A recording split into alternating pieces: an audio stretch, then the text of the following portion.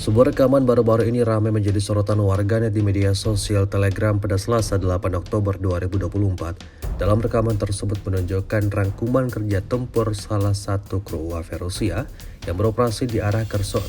Di arah ini, kru UAV Rusia bekerja menyerang titik pertahanan musuhnya berkali-kali, mulai dari parit, bangunan tempat perlindungan lainnya, hingga pada gudang senjata angkatan bersenjata Ukraina, menjadi korban serangan UAV Rusia.